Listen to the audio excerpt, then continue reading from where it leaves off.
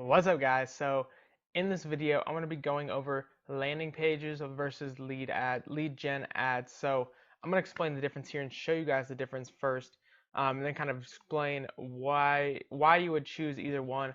Now, I have noticed, you'll notice that a lot of the other people that do the same thing as me, they do Facebook lead generation. 95% of them or 90% of them all use the same two-step formula with the landing pages. Now the two-step, three-step thing is the same exact thing with the Facebook leads ads. They just look a little bit different and the way they work is a little bit different. But recently, after testing lead ads and comparing them to landing pages, I have found so much more success with lead gen ads, and I'll explain to you guys why that is.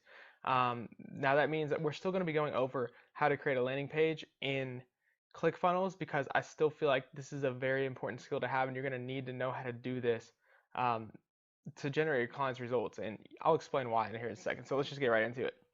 So this is a landing page, simple as that. You've probably seen it before. This is a simple landing page that you might use for a local business. You click the button here. This might be a video of the business or just like a picture, etc. Basically, this is the offer. Get a consult. This is for a chiropractor.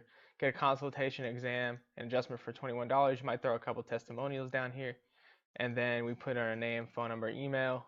Same deal as the lead page. So lead gen ad looks just like this. Hopefully, you guys can see this. It is a little bit smaller than I could hope for, but you can kind of get the idea. So you have your Facebook ad over here. The only difference is they have to click the button. So this is one of the downsides of the lead ads in a normal Facebook post. And for your landing page, you can put your links in the caption and put them there. But when you do run it like this, when you run a lead ad, you can't put a link in the caption. So you basically have to say, go click the link down below in your caption. So that's one of the downsides there because it's not as obvious what exactly you have to do. But it's not a huge downside. If people are smart enough, they're going to do it. And if they care enough, they're still going to do it. And then what happens next is they go to a page where it's basically kind of like a landing page. As you can see here, the picture is the same. Like what will happen if it's a video is the video will be up here after they click on this button, and they'll basically autofill their information based on the information they have plugged into Facebook. And this is the main benefit of lead ads versus landing pages. People are lazy. So you have to do this. You have to manually type in all this information. But when it's on Facebook like this, it's already inputted there for you. All they have to do is press submit, and then they get set to a thank you page. It's simple as that. They literally press two buttons, and their stuff is done. They don't have to type any of this information. All they have to do is check over it, they submit it, they're done. Now, what's the downside of this?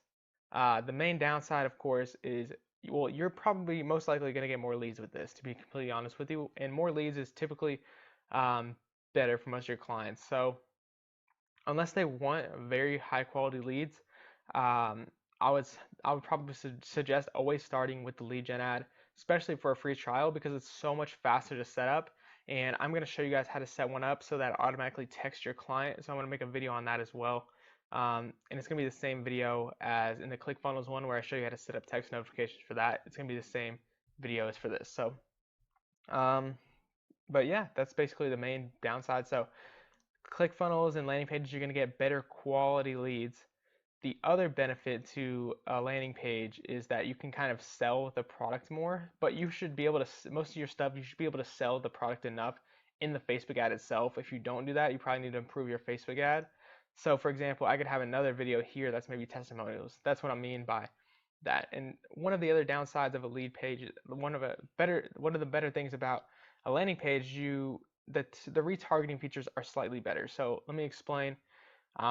The way you retarget people for your Facebook ad. So you want to send, let's say for example, it's a gym and you're doing a 7-day free pass, and they watch the video, they watch 50% of the video, and then they don't decide to put in the information. What's going to happen with what we should have set up is some kind of retargeting so that when people watch the video but they didn't put in their information to the lead form, they're going to get a retargeting ad, whether that's a tour of the gym or testimonials from gym members, something like that. They're going to get a new video, so we can basically remind them to put in their information.